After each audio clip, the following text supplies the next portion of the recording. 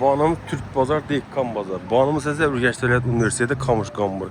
Krizyap boyunda zor tasşiyede acayip biznes qilish üçün 380 metr kvadrat halıcanı sata çıxdı.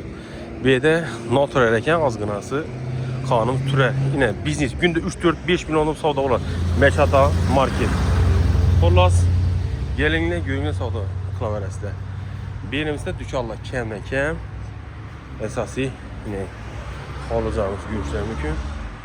Şimdi azgına güzel ölçümü reklam için beynimizdə yine unlu hol kısımlarımız.